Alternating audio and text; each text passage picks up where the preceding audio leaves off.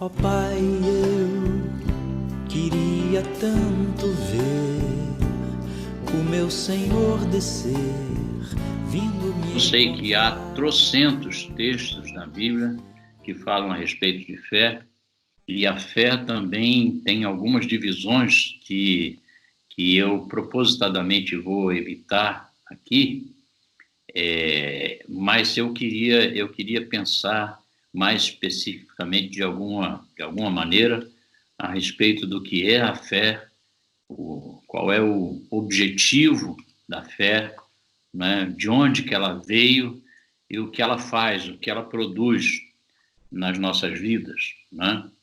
E o texto que eu escolhi, dentre todos esses, é 2 Coríntios 13 e 5.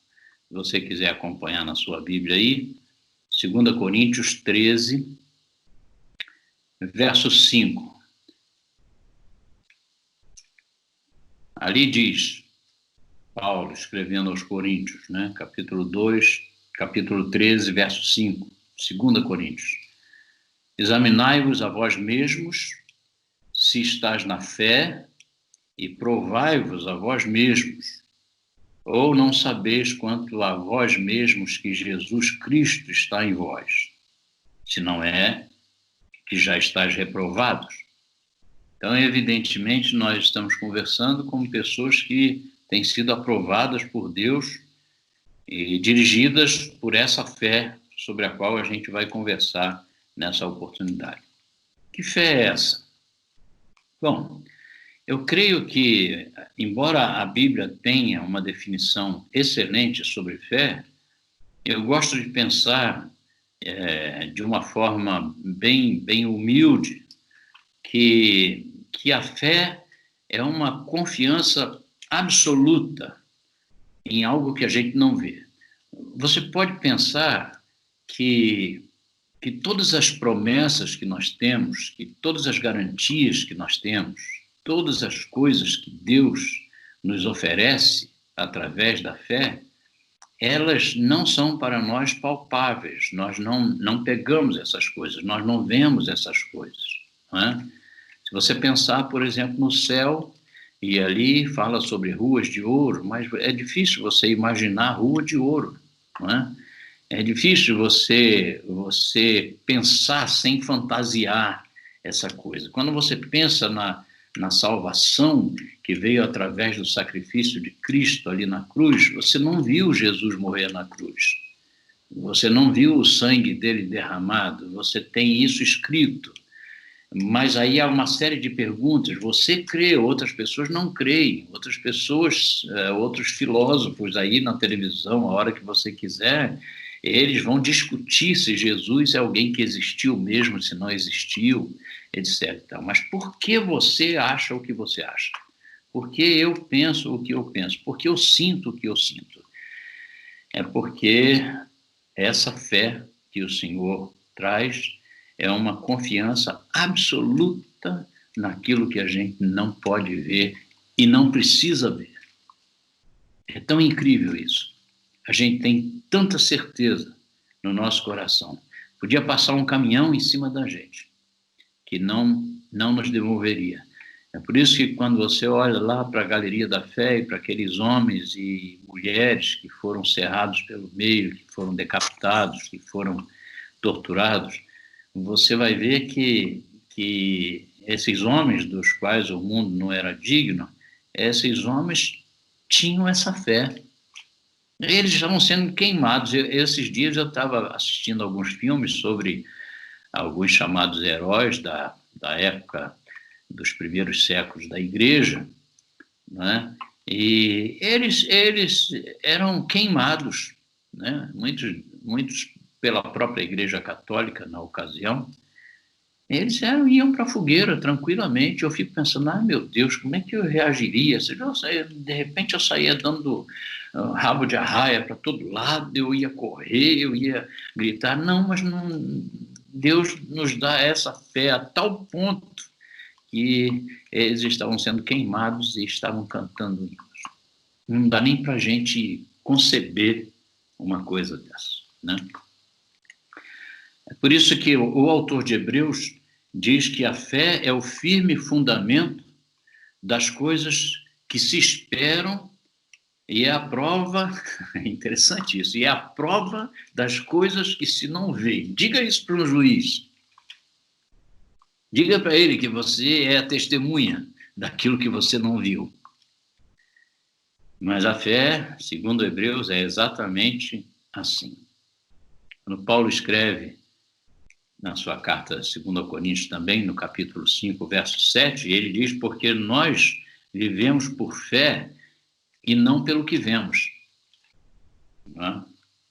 Então, eu vejo a minha esposa lá naquela cama, inerte, eu a vejo ali dia e noite daquele jeito, sem mudança, sem enrolar para um lado, sem enrolar para o outro. Eu fico pensando, e lá dentro dela, alguma coisa está acontecendo. Que o Senhor dos Senhores, que o Rei dos Reis, que o Médico dos Médicos está fazendo e que eu não posso ver. Mas eu creio. Mas eu creio. Então, essa confiança naquilo que a gente não vê é muito importante. Mas a fé também é um instrumento da nossa justificação. E isso é tremendo, né? Quando no capítulo 5 de Romanos, isso me faz lembrar a igreja congregacional onde eu participava quando ainda criança e jovem, tinha bem na frente da igreja, atrás do púlpito, tinha escrito exatamente esse versículo que eu vou citar: justificados, pois, mediante a fé, temos paz com Deus através de nosso Senhor Jesus Cristo. Então, fomos justificados mediante a fé. Quer dizer, não é a fé que justifica, mas a fé é um instrumento usado na justificação. Interessante. A fé também é um instrumento que nos conduz à graça que nos salva. Essa sim nos salva. A graça nos salva através do sacrifício de Cristo, mas essa graça nos é mostrada através da fé. Porque você pode ver que você pode pregar o evangelho para tantas pessoas aí e elas não veem a mesma coisa que você vê, elas não conseguem, sabe? Só na instrumentalidade do Senhor operando em nós essa fé, né, é que é possível que a gente se entregue, que a gente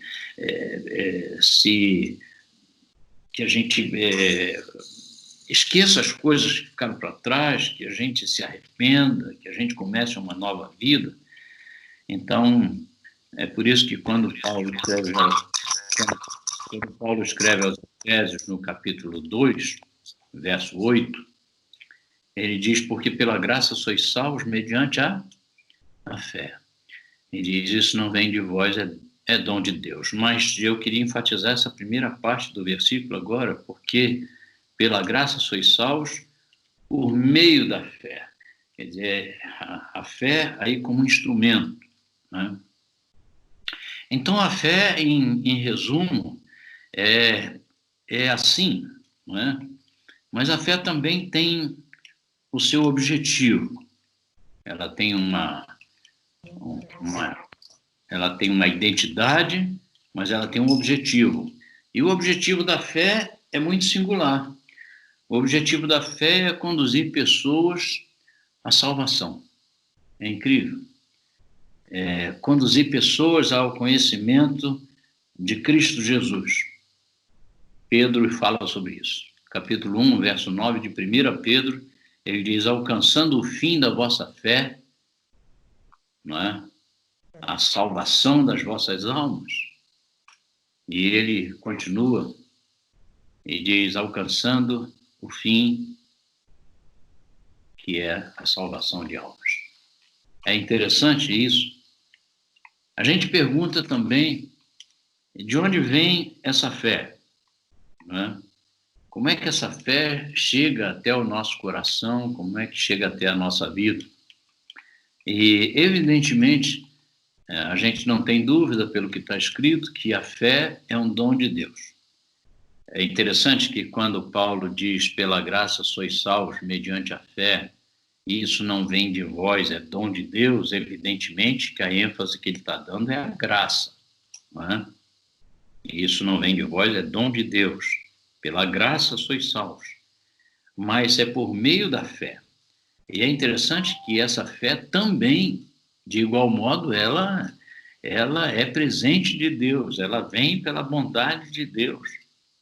Quando Tiago escreve, capítulo 1, verso 17, ele diz: toda boa dádiva e todo dom perfeito vem do alto, não é? Vem descendo do Pai das luzes, em quem não há mudança e nem sombra de variação. Quer dizer, vem do Senhor, vem de Deus, é um presente para nós. Mas é também alguma coisa que produz em nós aquilo que nos dá segurança através da palavra. Então, a fé, ela é produzida pelo Senhor em nós, é um presente de Deus, mas produzido em nós, através da sua palavra. É interessante que, quando Paulo escreve aos Romanos, e a carta de Romanos é tremenda, porque ela é bastante doutrinária, ela fala muito sobre a questão da fé, a questão salvífica, a gente vê que a fé vem pelo ouvir, e pelo ouvir a palavra do Senhor. Então, é essa mensagem ouvida que gera em nós a fé que a gente precisa, né? Então, ela não é só um presente de Deus, ela não é só algo que é Deus que vai produzindo em nós através da palavra. Por isso que quanto mais conhecemos a palavra, nossa fé é mais fortificada no Senhor. Quanto mais uma pessoa conhece de Deus, quanto mais lê a palavra, quanto mais estuda a palavra, mais forte fica a sua fé, mais inabalável vai ficando a sua fé, não é? Porque Deus produz essa fé através da palavra. Mas ela também é algo que a gente não pode perder.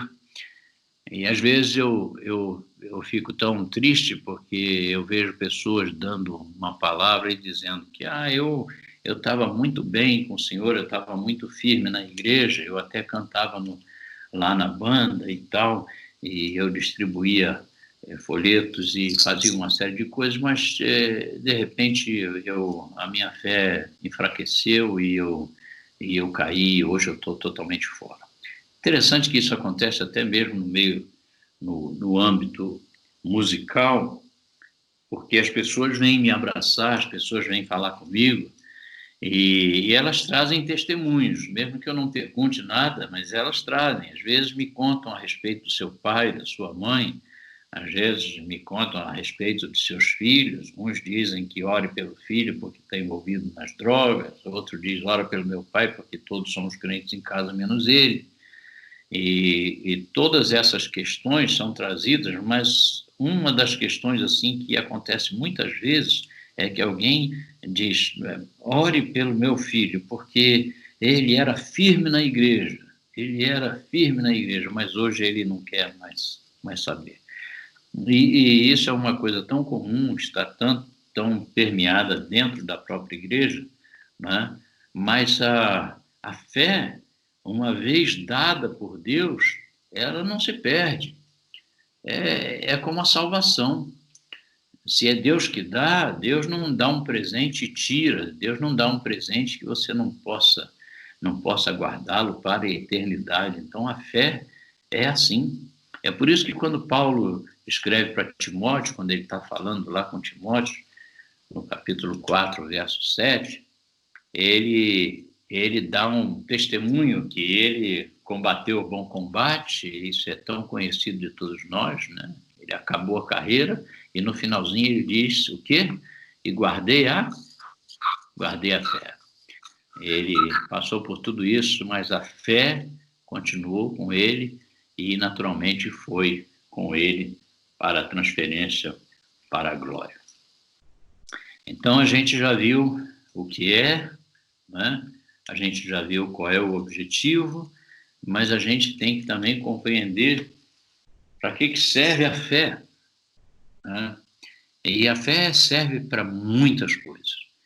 eu quero até fazer uma observação para vocês aqui, é que há muito, por exemplo, que se falar sobre a fé com relação a milagres. A maior parte, se você olhar, se você pegar uma chave bíblica, se você pegar e consultar na internet lá a respeito de fé, você vai ver que a maior parte, quando fala sobre fé, é fé que envolve milagres, que envolve curas, que envolve coisas assim espetaculares, né? O fato de Jesus, às vezes, dizer, se vocês tivessem fé como um grão de mostarda, vocês poderiam dizer para aquela montanha para mudar de um lugar para o outro, e isso aconteceria. Quer dizer, isso é uma coisa esplendorosa, magnífica, né? Inconcebível para nós, mas tem a ver com a fé. A fé também, ela pode ser encarada com não só a fé, a confiança, conforme nós já citamos, mas você pode pensar na fé como rito, a fé como a doutrina, a fé como aquilo que você defende de acordo com o que você crê. Seria a espécie da cartilha que você segue, né? Que seria as suas posições teológicas, seriam essas coisas pelas quais vocês brigam e vocês seguem, e nós seguimos, não é? Então tem esse tipo de fé que é uma espécie de um testemunho do que você é e daquilo que você faz e tal. Mas eu resolvi não gastar tempo com isso, nem com essa fé que envolve milagres, tanto milagres de quem faz milagres, quanto daqueles que são receptivos a esses milagres, né? Eu não quero entrar nisso, mas eu quero lembrar, por exemplo, de que o Senhor Jesus elogiou a pessoas, e não foi nenhuma nem duas, quando ele disse, puxa vida, eu estou admirado da sua fé, né? Você vai ser curada, porque a sua fé é incrível, né? E também quando ele manda os seus discípulos a saírem, ele também dá para eles um poder sobrenatural especial para que eles também executem aqueles. E você vê que no começo das Escrituras, no começo da igreja, especificamente na era apostólica, estou falando da era dos apóstolos de hoje, falando dos apóstolos reais, né? Aqueles lá da igreja, do começo da igreja, você vê que eles tiveram autoridade para fazer milagres, né? O Senhor deu, mas é preciso perceber que havia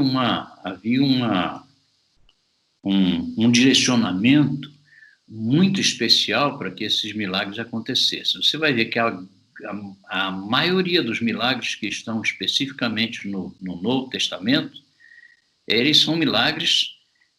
No Velho Testamento também. No Velho Testamento, os milagres vinham porque era uma questão de demonstração de autoridade de quem os estava fazendo. Então,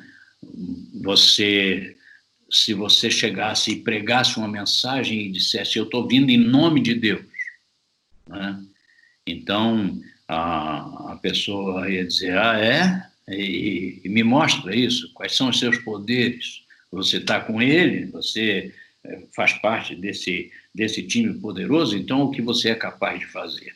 E o Senhor usou pessoas no Velho Testamento para fazer essas coisas. E no Novo Testamento também usou, mas não é a mesma coisa que acontece nos nossos dias, né?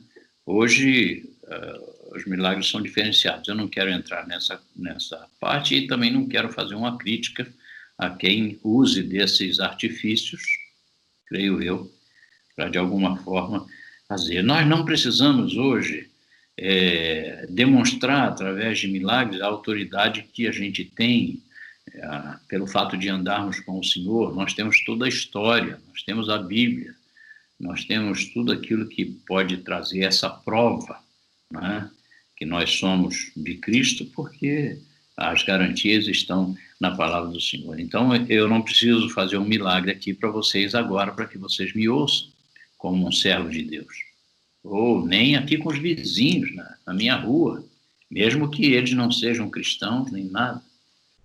Então, eu pulo essa parte desse tipo de milagre, né? Ele serve para isso também, mas eu prefiro pensar na fé que serve para agradar a Deus, sabe? Na fé que eu tenho para simplesmente agradar o meu Senhor. É interessante que um dos textos mais conhecidos das Escrituras nos nossos dias é: sem fé é impossível agradar a Deus. Sem fé é impossível agradar a Deus. Ou seja, o Senhor me dá a fé para que eu o agrade, como meu Senhor, como meu dono, não é? Ela serve também para o trabalho da gente, para o testemunho da gente, não é? Para o envolvimento da gente na obra. É por isso que quando Paulo escreve para a igreja de Tessalônica, capítulo 1, verso 3, ele diz: lembramos continuamente diante do nosso Deus e Pai o que vocês têm demonstrado, o trabalho que resulta de quê? Da fé, o esforço motivado pelo amor e a perseverança proveniente da esperança em nosso Senhor Jesus Cristo. E é interessante, esse trabalho, ele é movido pela fé. É por isso que, quando você tem alguém que é crente de verdade, quando você tem alguém que já conhece a fé, já recebeu essa fé, você não precisa empurrar esse camarada para frente, você não precisa puxá-lo pelo colarinho, ele é voluntário, sempre será voluntário, porque a fé que lhe foi dada o constrange a isso, compreende? Nós não precisamos de ficar sendo puxados pela orelha, não é? Essa fé nos induz ao trabalho. O trabalho que a gente faz é resultante dessa fé. O testemunho que a gente dá é resultante dessa fé que opera em nós, porque o Senhor nos deu, não é? Então, ela serve para agradar a Deus, ela serve para usarmos no trabalho dele, mas ela serve também para a gente estar comprometido, de fato, no dia a dia. Ela nos faz servir ao Senhor. Ela não nos permite a preguiça, não nos permite a covardia, não é? Ela opera isso em nós. E isso é muito importante, porque a prova da nossa fé é exatamente o serviço. A prova da nossa fé é exatamente... É por isso que Tiago, no capítulo 2, verso 44, diz: a fé sem obras é morta. Não é? É morta. Então, isso é uma razão tremenda. Tá? Mas ela também serve para a gente vencer o mundo, ou seja, ela nos auxilia a passarmos por sobre os pecados, né? a nos guardarmos. Eu citei para vocês no comecinho de nossa conversa aqui a questão de deixar o tênis lá fora por causa da pandemia, por causa do contágio. Então, eu chego do hospital, eu chego lá da rua onde eu vou, e eu antes deixava ele ali na beiradinha da porta, mas do lado de dentro, né? Mas aí eu entendi, não, tem que ficar do lado de fora. E eu compreendi que, de fato, é assim que aquilo que está pernicioso para nós precisa estar. É assim que tem que estar lá fora, né? E é interessante porque a fé, ela nos faz vencer esse mundo pecaminoso. Olha o que diz 1 João, capítulo 5, verso 4. Porque todo que é nascido de Deus vence o mundo. E quando aqui se diz sobre o mundo, você sabe o que é. Não é um mundo físico, não é essa coisa. O mundo é o pecado. É o mundo aquilo que nos agride a fé, né? Mas quando essa fé está em nós, então aquele que é nascido de Deus e tem essa fé, ele vence o mundo. E essa é a vitória que vence o mundo. O quê? A nossa fé. A fé que nós recebemos do Senhor. Então, essa defesa é muito interessante. Aliás, quando Paulo, no capítulo 6, verso 16, ele escreve, além disso, usem o escudo da fé. Ele está falando exatamente dessa defesa também contra o pecado, dessa defesa que a gente precisa ter contra os dardos inflamados, as setas inflamadas do maligno. Não é? Então, meus irmãos, eu quero estar andando nessa fé. Eu sei que essa fé me acompanha durante muitos anos da minha vida. Eu tinha 21 anos quando o Senhor converteu o meu coração. E quando o Senhor nos converte, Ele nos converte através da palavra. A gente lê a palavra, e eu já tinha lido tantas vezes a palavra, porque fora criado numa igreja evangélica, desde a minha infância. Mas naquela oportunidade, quando li a palavra, outra vez o Senhor me deu o presente da fé. E eu pude, através da palavra, sentir essa fé no meu coração, que foi sendo e continua sendo e continuará sendo até que o Senhor me leve para a sua glória ou venha buscar a sua igreja, essa fé que vai crescendo, crescendo, crescendo. Vocês lembram quando pessoas ali nas Escrituras disseram para Jesus, aumenta-nos a fé? Eu fico pensando, mas como se aumenta a fé? Se a fé é uma coisa que não é palpável, né, que eu não posso medir, eu não tenho 1 litro de fé, 1 quilo de fé, como é que eu posso medir? Mas diz, aumenta-nos a fé. Aí eu fico pensando, mas que coisa, o Senhor me deu a fé para que eu pudesse, através das Escrituras, vê-lo, contemplá-lo, conhecê-lo. Não é? Ele me fez ver mais quem eu jamais achava que era. E ele me fez ver como eu estava tão distante do Senhor. E essas coisas todas vieram trazidas pela fé nessa palavra. E aí, então, a continuidade de buscar essa palavra tem me feito não só envelhecer na idade, mas ir tomando um amadurecimento, né, diante do Senhor. E eu louvo ao Senhor por isso. Não quero cansá-los mais, mas gostaria de concluir fazendo uma pergunta ao meu próprio coração, né? Aqui esses pensamentos, esse estudo me remete a mim, Paulo César, talvez a você, a cada um de vocês aí. Aqui essas coisas nos remetem. Eu creio, particularmente, que isso me remete a avaliar mais a firmeza da minha fé, né?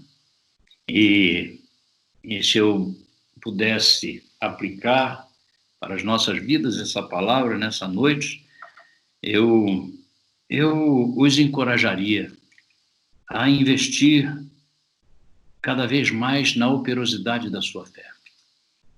Eu estou sentindo isso de uma forma tão especial, porque através dessas ferramentas que eu não estava usando ainda, agora eu tô tendo a oportunidade de bolar algumas coisas que eu quero fazer. Eu ontem, foi ontem ou antes de ontem, acho que foi antes de ontem, ou foi ontem, sei lá, Deus não dera. Então eu resolvi falar para o Tuta, faz um acompanhamento para mim de um hino antigo, né, que se chama Sossegai, né? E aí o Tuta fez o arranjo no piano. Eu digo, grava o piano e manda para mim aqui e tal. E aí eu cantei essa música e eu particularmente gostei muito, achei que foi muito edificante para a minha própria vida, né? E eu cantei emocionado. E eu coloquei ali no Instagram. E eu sou novinho no Instagram, ainda tem poucos seguidores ainda, não é? Mas o resultado foi tão incrível, sabe? Tão incrível. As pessoas escrevendo para mim, manda para o Face, alguém me disse que está lá, manda para isso, manda para aquilo. Puxa vida, e pessoas dizendo isso. E eu sinto que não é paparicação, eu sinto que não é...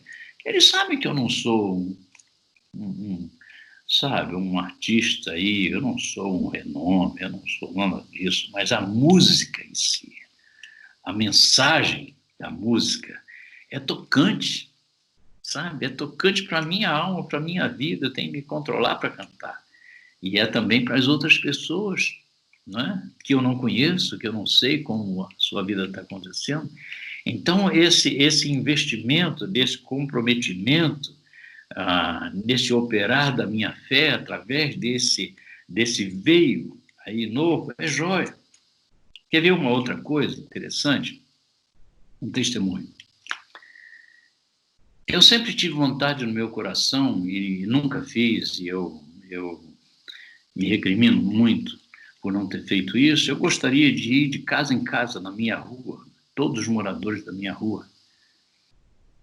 E a minha rua é uma rua sem saída, tanto de um lado quanto do outro. Você entra no meio, vai para a direita ou vai para a esquerda. E eu tinha vontade de ir, mas nunca fiz. Então, aí, quando minha esposa ficou nessa situação, infartou e foi para o hospital e tudo mais, cara, eu senti um desejo no meu coração meio esquisito, posso dizer assim. E o desejo foi o seguinte: vai de casa em casa, bate no portão, toca a campainha. Quando a pessoa vier, diga o seu nome. Diga que você é um dos vizinhos aqui que mora. Eu não conheço eles e eles também não me conhecem. Hoje é o pessoal tudo isolado, né? E você diga para eles o seguinte: olha, eu vim aqui porque eu preciso de oração. Eu preciso de oração. Você precisa orar por minha mulher. Minha mulher está na UTI, está no hospital. Você precisa orar por ela, por mim. Rapaz, foi um negócio tão incrível, porque quando eles abriram a porta e eles diziam o que é, né? Ou então, o que o senhor deseja? E eu disse, com licença, meu nome é tal, eu sou vizinho de vocês aqui da rua, daquela penúltima casa lá e tal, não sei o quê. E eles se escutando, e eu disse, eu estou aqui porque eu preciso que... Eu não sei qual é a sua religião, eu não sei como você se relaciona com Deus, mas eu preciso que você ore por mim, pela minha casa, pela minha família, pela minha esposa. E a reação deles foi assim, quase boquiaberto. O que está acontecendo aqui? Quem é esse camarada?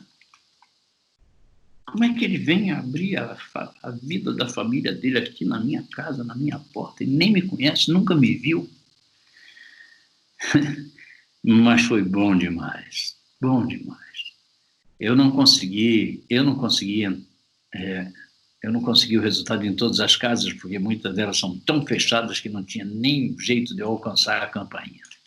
Às vezes o cachorro é tão grande que faz tanto barulho que não tem, mas eu consegui na maior parte delas. E a receptividade foi excelente. E aí eles falaram, por que o senhor não entra no coisa dos vizinhos aqui? Tem um grupo só dos vizinhos aqui e tal, não sei o quê. Então eu entrei. Sabe o que eu estou fazendo? Eu estou mandando boletins de Nilma para todos os vizinhos. Boletins de oração. E alguns deles vêm bater aqui no meu portão.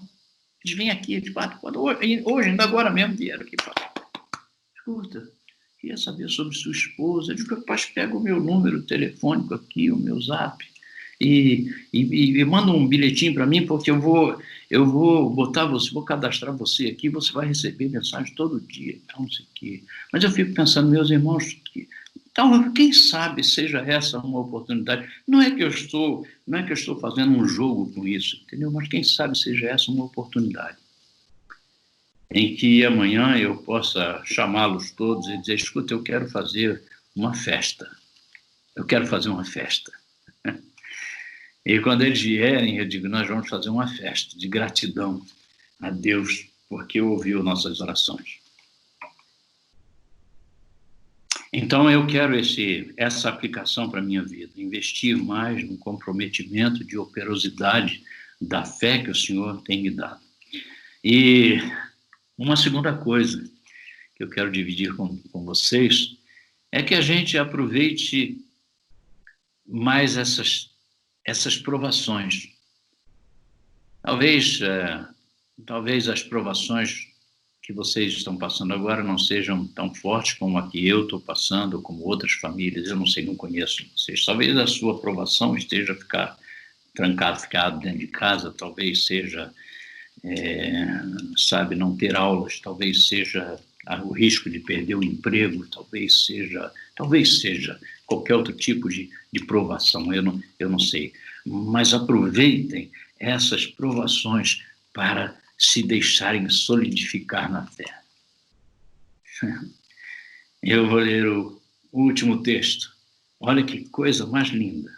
Pedro escreve, 1 Pedro 1, 6 a 7. Se você pode acompanhar na sua Bíblia aí, leia junto comigo. 1 Pedro 1, 6 a 7. Olha só que coisa impressionante. Diz assim: nisso vocês exultam, ainda que agora, por um pouco de tempo, devam ser entristecidos por todo tipo de provação. Assim acontece para que fique comprovado que a fé que vocês têm, muito mais valiosa, eu até botei isso aqui entre parênteses, a fé que vocês têm, muito mais valiosa do que o ouro que perece, mesmo que refinado pelo fogo, é genuína. Quer dizer, a provação que você está passando vai ajudá-lo a comprovar para você mesmo que a sua fé é genuína. Você já viu? Que joia! Estou sendo aprovado. Estou passando pela aprovação, não estou me esgoelando, não estou me exasperando, não estou me desesperando, não estou gritando, não estou. Eu estou tranquilo, eu estou dependendo do Senhor. Sabe por quê? Porque o Senhor vai nos aprovando nessa fé que Ele nos tem dado. E essa calma, ela vai resultar em louvor, em glória, finalzinho do versículo, você pode acompanhar aí. E resultará em louvor, glória e honra quando Jesus Cristo for revelado. Eu sei que eu gosto de pensar em quando Jesus Cristo for revelado, eu gosto de pensar que pode ser lá na frente, sabe? Pode ser lá na frente, quando ele for revelado. Mas eu penso que esse testemunho, esse louvor pode ser quando Cristo for revelado na vida do meu vizinho, quando Cristo for revelado na vida dos meus filhos, da minha esposa, dos meus queridos, daqueles que estão próximos de mim, quando essa coisa for revelada através do cantar de uma música que eu estiver fazendo.